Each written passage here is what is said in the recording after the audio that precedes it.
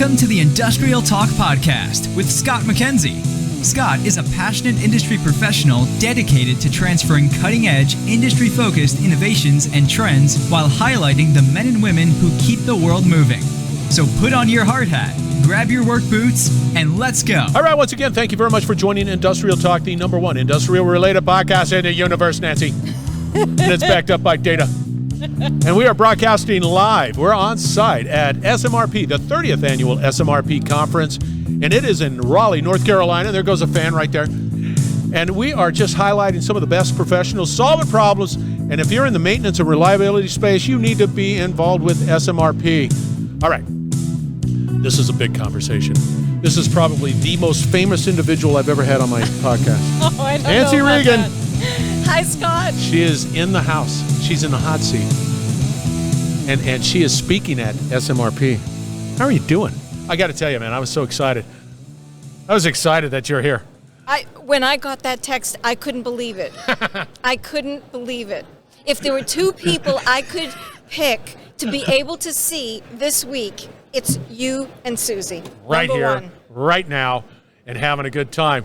Now, you're here and you're speaking on human reliability, and I'm just jumping the gun. Give us a background on who Nancy is.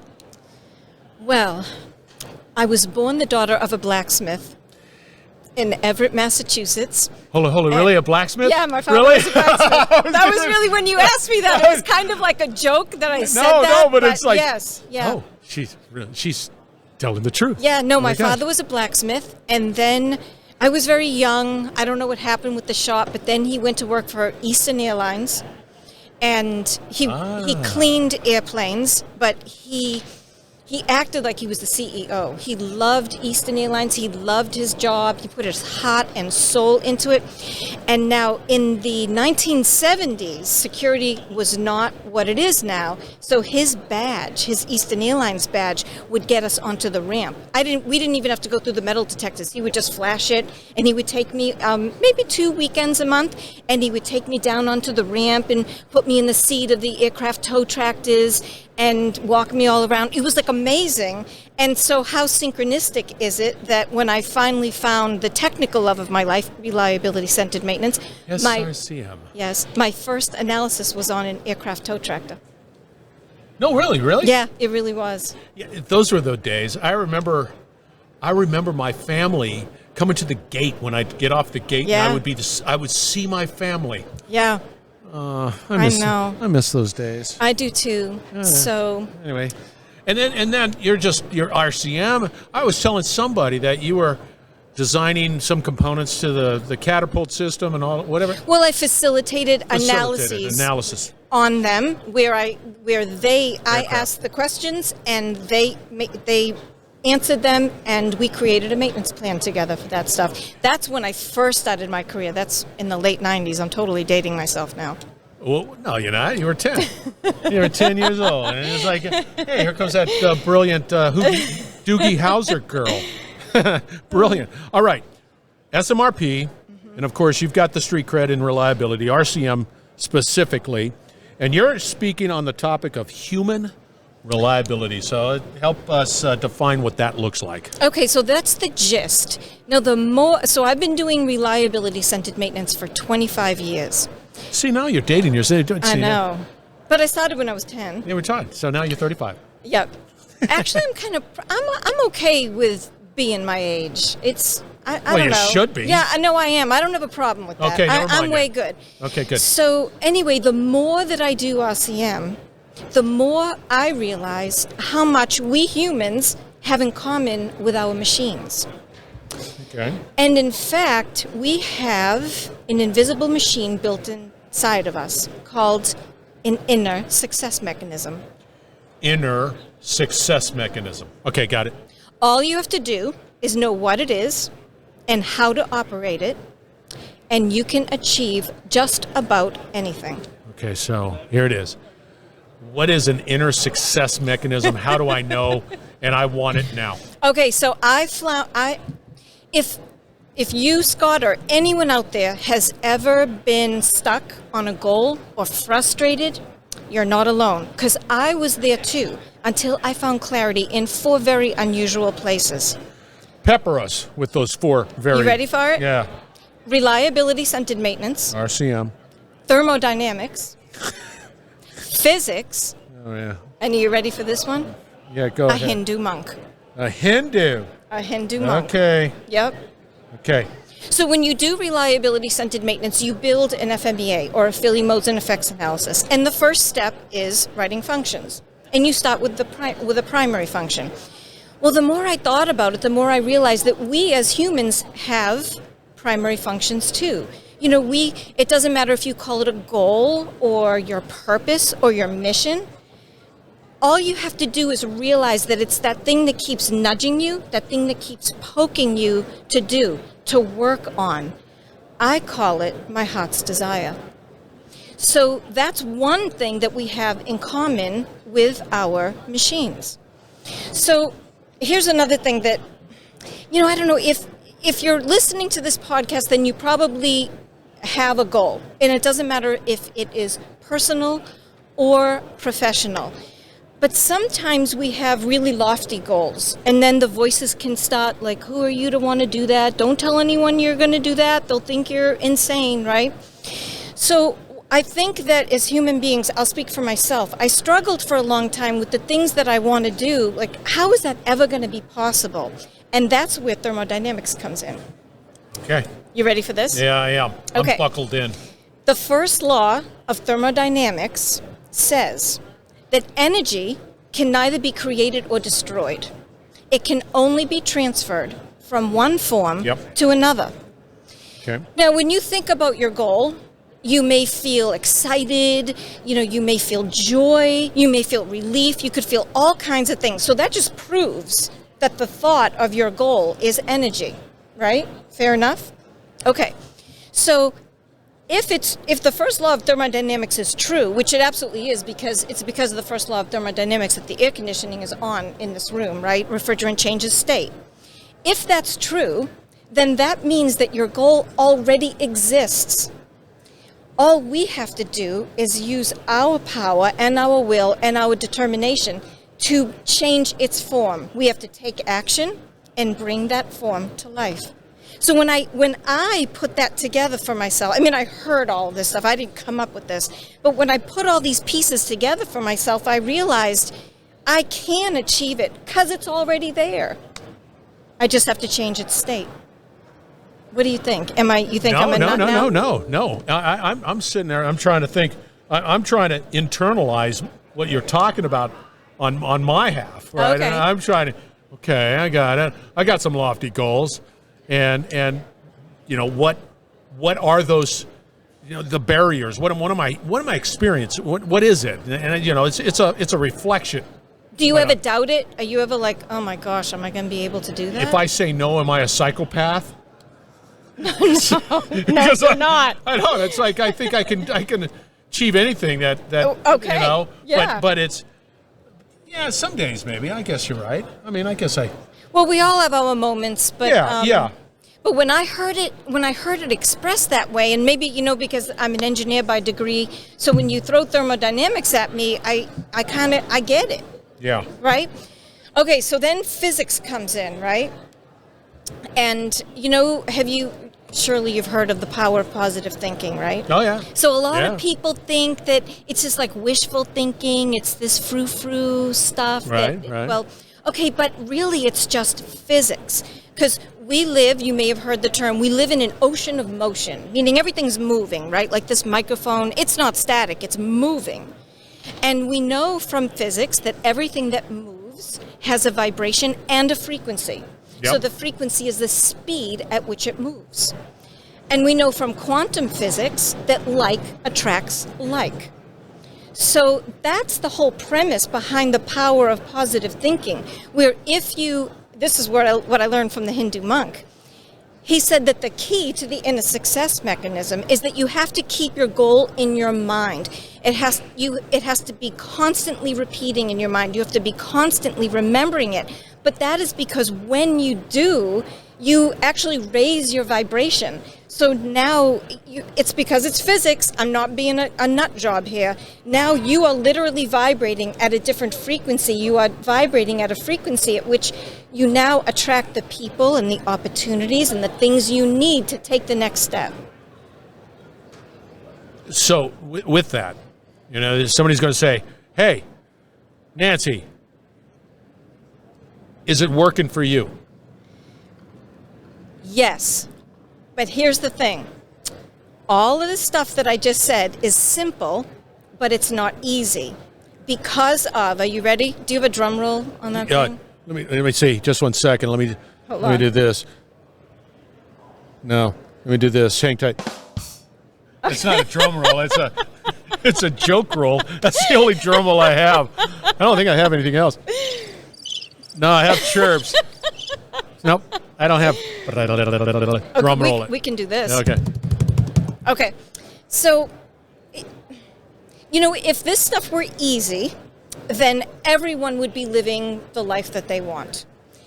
But what I learned from this Hindu monk, his name was Brother Anandamoy, and all this, I was just surfing the internet and I saw a talk that he gave called Your Thoughts Can Change Your Life. That's how I was made aware of some of this stuff. But he mentioned duality, where we live on planet Earth and not fantasy land. So we are all subject to duality.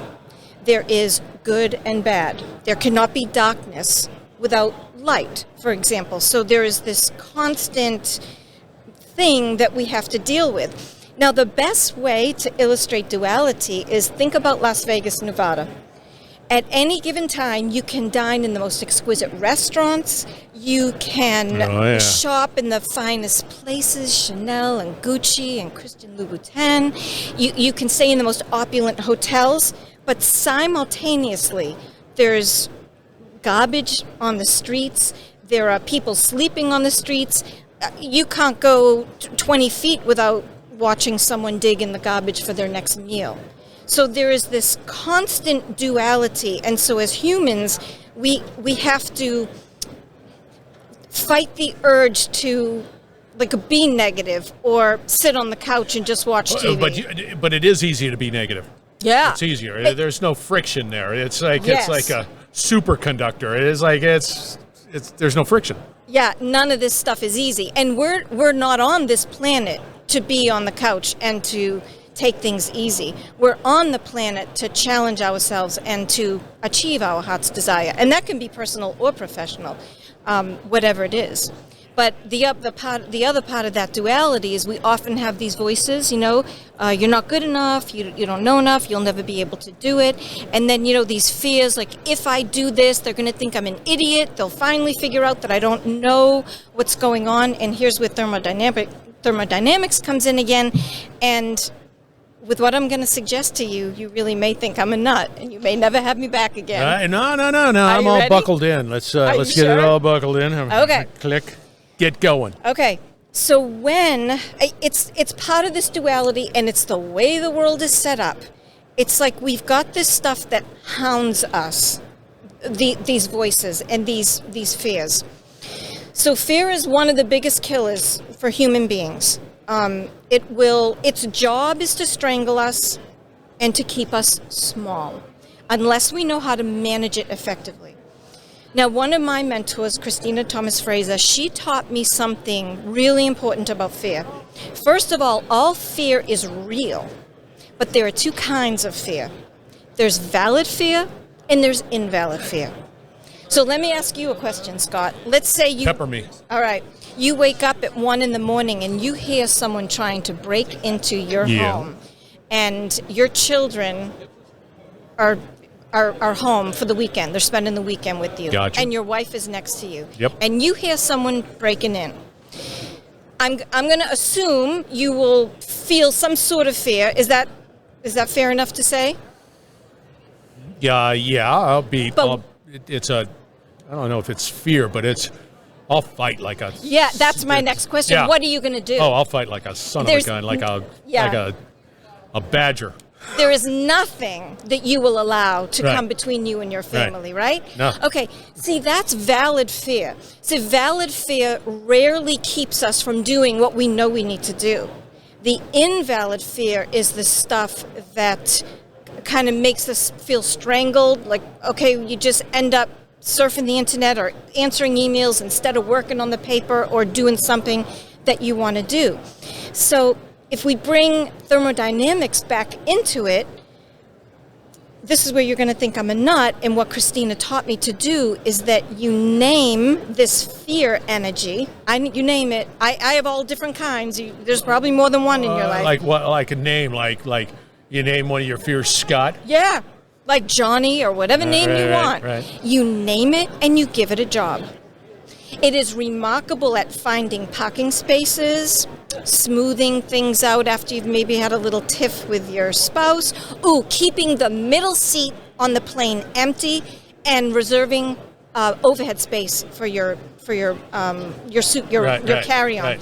It's wonderful at that. So because this fear is energy, and energy can either be created or destroyed, you can't just work through the fear. You can't, some people say, just push it aside and keep moving. You can't, because it's thermodynamics. You cannot destroy it, but you can flip it on its head, and you can turn it into your supercharged assistant. And I'm telling you, I don't know if there's anyone out there, if you think, maybe you think that I'm a nut, it is remarkable how this works. Okay, so let's take that analogy of the plane, right? Mm-hmm. So you want that middle seat vacant. You want some storage space for your bag. Yep. Whatever else. Take us through that thought process. Okay, so for example. You're saying, I'm concerned. I want to. Yeah. I don't want to sit next to. You're traveling to a conference and you're presenting, and now you're all tied up in knots because you're afraid you're going to forget what you're going to say once you get up on the stage. You still do that? All the time.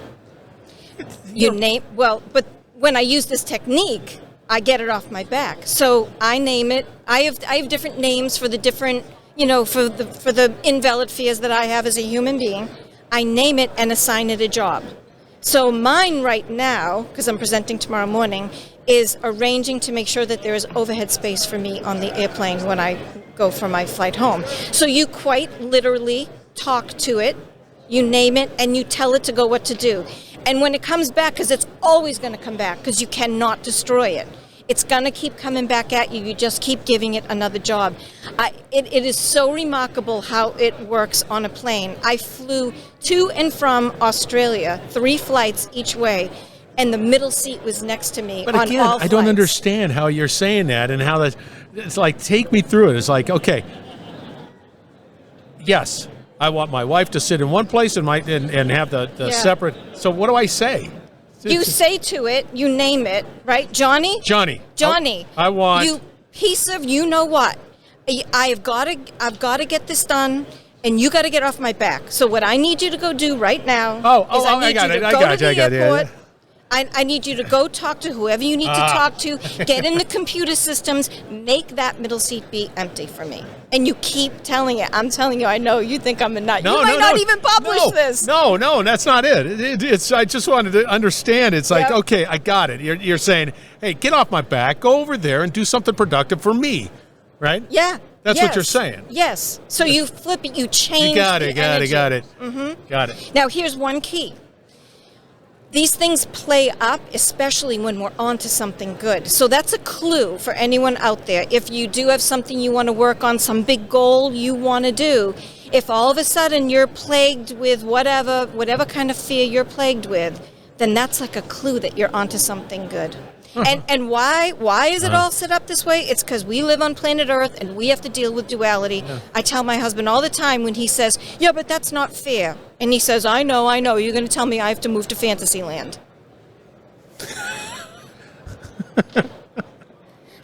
Yeah, I hear what you have to say. All right. Talk to us. How do they get a hold of you, Nancy? Well, you can go to nancyregan.com, NancyRegan.com for this kind of stuff. You got that URL. I got it.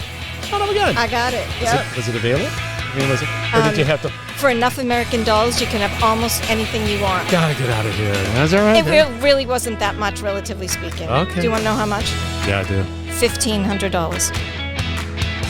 That's really not much if you think you're going to have a website for 20 years. Okay, there you go. Because it's always like, do you have that URL? How did you get that URL? Yeah. I get stumbled by that. You were great, as always. I can't believe you're nervous about you speak all the time. I'm always nervous. I'm going to forget. Yes, I'm always nervous. Get it. Shut the front door. All right, we're going to have all the contact information with Nancy out on Industrial Talk. Once again, we're broadcasting from the 30th Annual SMRP Conference here in Raleigh, North Carolina. Great people, great solutions, solving problems right here. Put this on your bucket list for next year. I think it's in October, and it is in Orlando. All right, we're going to be back. We're going to wrap it up on the other side, so stay tuned. We will be right back. You're listening to the Industrial Talk Podcast Network. Yeah, that's the legend. That is the Nancy Regan legend. RCM, Reliability Centered Maintenance. You need to reach out to her, without a doubt. You can tell, 1, she's passionate. 2, she wants you to succeed, and she wants to help you any way, shape she can. Nancy Regan. You go out to her stat card on LinkedIn, and yeah, she's got a header that's she's speaking, and it's all chock full of great things that are associated with RCM. Yeah. You will not go wrong with that one. All the contact information for Nancy is out on industrialtalk.com, according as well as her wonderful LinkedIn profile there, right there. She is awesome, so reach out. Do not hesitate. Reliability, asset management, maintenance. You need to be, if you have any passion around that, you need to be connected with SMRP, the Society of Maintenance and Reliability Professionals, and look at their next conference coming up this year. Get engaged.